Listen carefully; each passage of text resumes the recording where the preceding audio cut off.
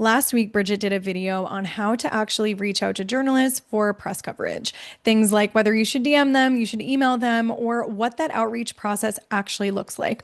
Well, today I want to talk about something that honestly comes before all of that, because the biggest question that founders typically ask us is, how do I even know what publications are right for my brand?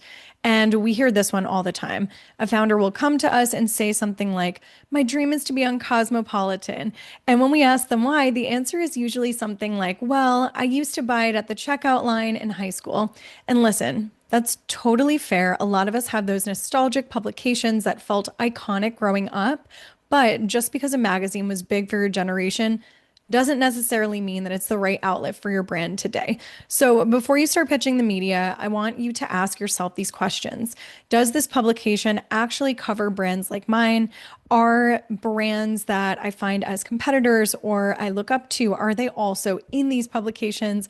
Is their audience the same audience that I personally want to reach for my brand? And do they still publish the types of stories that I think they do? Because media evolves constantly. And so we want to make sure that alignment is there. So I'm going to share a couple quick research tricks that publicists use to figure this out. And honestly, these are the kinds of secrets that I used to gatekeep and that publicists won't tell you. And I'll be real, when I first got into PR, there was a lot of gatekeeping. You protect your media list, you protect the contacts, and you make sure that this kind of world is very mysterious and gatekept for only the agencies to understand.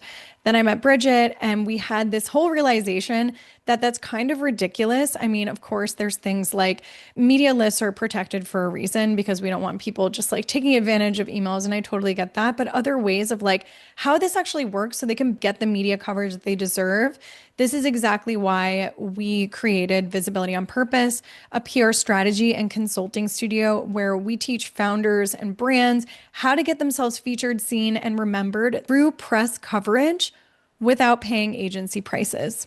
Basically, we peel back the curtain on PR and tell you exactly how it works. So let's talk about the first way to figure out where your brand belongs in the media. So number one, look at the brands that you admire or that are similar to yours or even quote unquote competitors.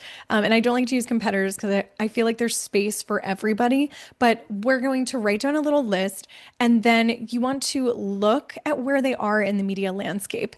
Think about the brands in your niche or even the slightly adjacent ones that you could totally see your brand like being in a listicle with. So maybe it's the top summer products that you want for this season. And so you might see, a water bottle brand. You might see skincare. You might see sunscreen. You might see like sarongs and bathing suits, right? Like that's an all-encompassing type of article. So that's what we want to think about. Those adjacent brands that kind of make sense where we're like, okay, well, if they're going to be featured in X, Y, and Z, we're probably a fit for those stories too. So maybe you're launching a wellness company, maybe you're building a beauty company, maybe you're a founder with expertise in a certain topic. Search their brand name and look at the press that they've received. You'll start to see patterns. You might notice that certain publications love covering that type of brand, or specific writers consistently feature businesses in that space. Those outlets are often very strong signals that they could be a fit for your brand too. So it's essentially reverse engineering the media. Now, the second trick is one that we use all the time, and it's keyword research. So think about the topics that your brand naturally fits into. Maybe it's skincare for sensitive skin, or maybe it's plant-based nutrition, or it's mental health for entrepreneurs. Search those topics in Google and see which publications are covering those types of niches and keywords and stories. Pay attention to the writers, the sections of the publications, and the types of stories that are being written, because once you start doing this, you'll notice something interesting. Certain writers become the go-to experts for specific topics. We always joke around that writers and editors were the OG influencers. They were, before social media, they were the only ones that were able to like write about products and get them in all the magazines. Like they really are the first influencers. And so you'll notice that in the media, that is still happening and still going very strongly. So certain publications consistently cover certain industries, and suddenly the media landscape doesn't feel so random anymore when you're starting to do this cater research for yourself. It actually becomes pretty predictable.